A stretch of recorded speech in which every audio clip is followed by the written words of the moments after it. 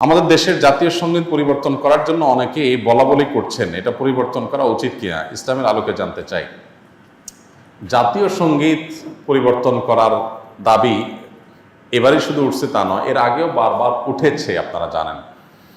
কেন উঠেছে সেটা নিয়ে তর্ক আছে, বিতর্ক আছে, এটা উঠা উচিত কিনা বা এই সঙ্গীত থাকা উচিত কিনা, বা জাতীয় কোনো গীত, জাতীয় কোনো স্লোগান থাকা উচিত নাকি সেটা পরিবর্তন করা দরকার, সেটা নিয়ে আলোচনা হতে পারে।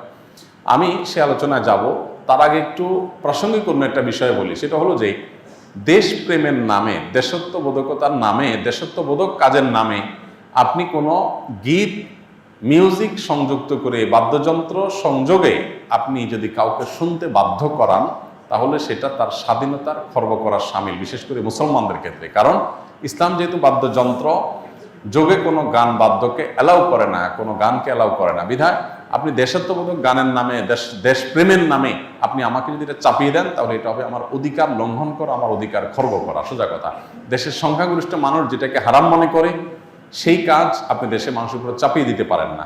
হ্যাঁ, দেশের একটা স্লোগান থাকলো, একটা গীত থাকলো, সেটার কথা মনের ভিতরে যদি আপত্তিকর কোনো কিছু না থাকে, সেটা ভিন্ন বিষয়, অবশ্যই সেটা গ্রহণযোগ্য হতে পারে। এবার আসা যাক এই গানটা নিয়ে, যে আমাদের যে জাতীয় সঙ্গীত আছে, আপনারা জানেন যে রবীন্দ্রনাথের লেখা এই গানটি বাংলাদেশের জন্মেরও আরো বহু আগে তিনি লিখেছেন। এই গীতটা মূলত বাংলাদেশকে কেন্দ্র করে লেখা হয়নি।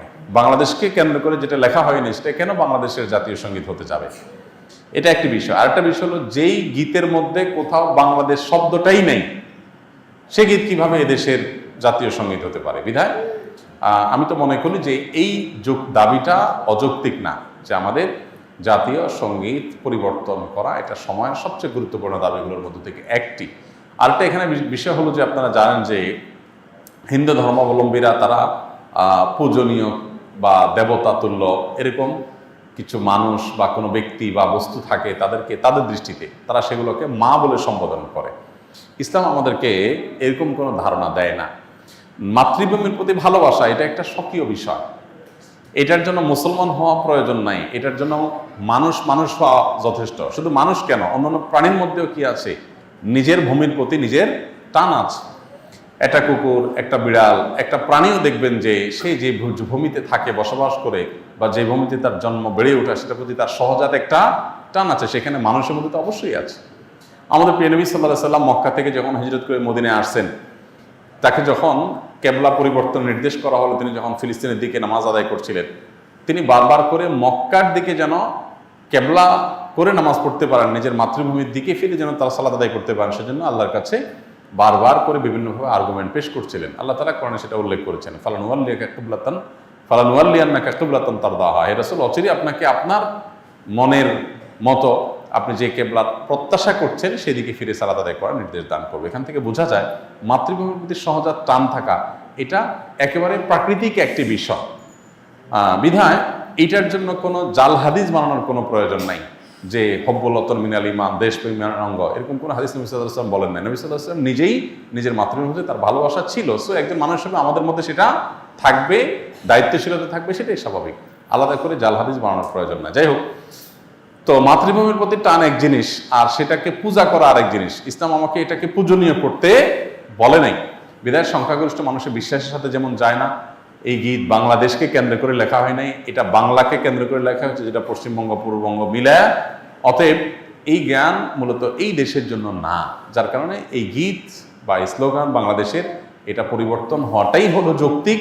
এটাকে যারা মনে করেন অপরিবর্তনীয় বা পরিবর্তনের দাবি তুললেই যারা মনে করেন যে বোধহয় সব গেল, তারা কি এটাকে করোনাদিস মনে করেন নাকি, যে করোনাদিস এটা পরিবর্তন করা যায় না, এটা তো পরিবর্তনযোগ্য। অতএব এটা পরিবর্তন করার দাবিটা আমি ব্যক্তিগতভাবে মনে করি যে অযৌক্তিক নয়। ডিপ্রেশন, দুশ্চিন্তা থেকে মুক্তির উপায় কি? ডিপ্রেশন এবং দুশ্চিন্তা এখন ঘরে ঘরে। যত বেশি সম্পদ, যত বেশি মানুষের দিনকাল ভালো, তত বেশি মানুষের মধ্যে দুশ্চিন্তা, ডিপ্রেশন বেশি। তো এই দুশ্চিন্তা এবং ডিপ্রেশন এটা থেকে মুক্তি লাভের জন্য আমাদের যে কাজগুলো করতে হবে, তার ভিতরে 1 নম্বর হলো 5 ওয়াক্ত নামাজ যথাযথভাবে সুন্দরভাবে আদায় করতে হবে, খুব লম্বা সময় নিয়ে, ধীরে ধীরে। দ্বিতীয়ত, আপনি বেশি বেশি করে কোরআনে কারিমের অর্থ সহকারে তেলাওয়াত করবেন। এটি দুশ্চিন্তা থেকে মুক্তি লাভের জন্য অন্যতম কারণ। বিশেষ করে সূরা ইউসুফ সম্পর্কে অনেক উলামারা বলেছেন, এটা অর্থ সহকারে বুঝে পড়লে, মহব্বতের সাথে পড়লে, তাজবিদের সাথে সুন্দরভাবে পড়লে ইনশাআল্লাহ দুশ্চিন্তা থেকে মানুষ বাঁচতে পারে। তৃতীয়ত, দুরুদের আমল। এ সম্পর্কে হাদিসে পরিষ্কারভাবে আমাদেরকে নবী সাল্লাল্লাহু আলাইহি ওয়াসাল্লাম নির্দেশনা দিয়েছেন যে নিয়মিত যদি কেউ দুরুদ পড়ে, সবসময় দুরুদ পড়ে, তো আল্লাহ তাআলা তাকে দুশ্চিন্তা মুক্ত করেন। আরেকটা হলো ইস্তেগফার। ইস্তেগফার যদি কেউ নিয়মিত পড়েন, তাকেও আল্লাহ তাআলা দুশ্চিন্তা থেকে হেফাজত রাখেন। আর এছাড়া দুশ্চিন্তা থেকে মুক্তি লাভের জন্য একটা বিশেষ দোয়া আছে, নবী সাল্লাল্লাহু আলাইহি ওয়াসাল্লাম পড়তেন, আল্লাহুম্মা ইন্নী আউযু বিকা মিনাল হাম্মি ওয়াল হাযান ওয়া আউযু বিকা মিনাল আজজি ওয়াল কাসল ওয়া আউযু বিকা মিনাল বুখলি ওয়াল জুবন ওয়া আউযু বিকা মিন গালাবাতিদ দাইনি ওয়া কাহরির রিজাল। এই দোয়ার প্রথম অংশ যেটা, আল্লাহুম্মা ইন্নী আউযু বিকা মিনাল হাম্মি ওয়াল হাযান, আল্লাহ আপনার কাছ থেকে দুশ্চিন্তা, পেরেশানি, ডিপ্রেশন থেকে আমি পানা চাই, এটা বিশেষ করে পাঠ করবেন। আর এমনিতে নবী সাল্লাল্লাহু আলাইহি ওয়াসাল্লাম নিয়ম ছিল, কানাইজা হাযাবাহু আমরুন ফাযা ইলাস সালাহ, কোনো বিষয়ে যখন তিনি পেরেশানিতে পড়তেন নামাজে চলে যেতেন, 2 রাকাত নামাজ পড়তেন। আর এর বাইরে বিশেষ করে ভোর রাতে তাহাজ্জুদের সময় উঠে নিরিবিলি আল্লাহর সাথে একটু মন খুলে কথা বলেন, ইনশাআল্লাহ আল্লাহ তাআলা আপনার মানসিক অশান্তি দূর করবেন। আমি এক জাহেল ফ্যামিলির আলেম। আমার পারিবারিক অবস্থা এমন যে কেউ কারোর সাথে একান্ত প্রয়োজন ছাড়া কোনো কথাই বলে না। তবে গত 2-1 বছর আগে নিজে থেকে আগ্রহে সবার সাথে হাসি খুশি মজাক করার অনেক চেষ্টা করি, কিন্তু মানুষ তো অভ্যাসের দাস, সেই হিসাবে তাহার হয়ে ওঠেনি। এক্ষেত্রে আমার করণীয় কি? দেখুন, আমরা সবসময় বলি যে পরিবার যদি পরিপূর্ণ দিনদার না হয়, তাহলে সবাই আসলে দিনের উপরে চলতে পারে না, খুব কঠিন হয়। এখন পরিবারের যদি বেশিরভাগ সদস্যই জাহেল হয় বা দিনের ছোঁয়া থেকে দূরে থাকেন, তাহলে তাদেরকে আমরা দিনের পথে আনার জন্য চেষ্টা করতে পারি, কিন্তু হেদায়েতের মালিক কে? আল্লাহ। আপনি চেষ্টা করতে পারেন, আল্লাহ যদি হেদায়েত না লেগে থাকেন তার নসিবে, তাহলে আসলে সে হেদায়েত পাবে না। এখন চেষ্টাগুলো কিভাবে হতে পারে? কয়েকটা ওয়ে হতে পারে। নাম্বার 1, নিজেদের সুন্দর আচরণ, উত্তম ব্যবহার, উত্তম আখলাক দিয়ে আপনি তাদেরকে আপনার প্রতি আকৃষ্ট করতে পারেন। অনেক ছেলে আছে বাবাকে দিনের দাওয়াত দেয়, বাবার কথা শোনে না, হয়তো তার বাবা টাকা পয়সার জন্য স্ট্রাগল করছে, তো আপনি তাকে দাওয়াত দেওয়ার জন্য অনেক বেশি সিরিয়াস হয়ে যান, হালাল উপার্জন করে বাবার অভাব দূর করে দেন, তখন দেখবেন বাবা আপনার কথা এমনিতেই শুনবে। তো এইভাবে পরিবারের সদস্যদেরকে বৈধ উপায়ে তাদেরকে কনভিন্স করার চেষ্টা করতে হবে। এর বাইরে তাদেরকে হেদায়েতের জন্য আল্লাহর কাছে চোখের পানি ফেলে দোয়া করতে হবে। আমরা অনেকে শুধুমাত্র ওয়াজ নসিহত করে ছেড়ে দিই, আমি আল্লাহর কাছে দোয়া করবো। আসল তো তার দিলের মালিক আল্লাহ তাআলা। আবু হুরায়রা রাদিয়াল্লাহু তাআলা আনহুর মা মুসলমান ছিলেন না। তিনি মুসলমান হওয়ার কারণে তার মা তাকে শারীরিকভাবে টর্চার করতেন, কিন্তু মা যেহেতু কিছু বলতে পারতেন না, নবীজির কাছে এসে দোয়া চাইছেন, হে আল্লাহ রাসূল, আপনি একটু দোয়া করে দেন আমার মায়ের জন্য।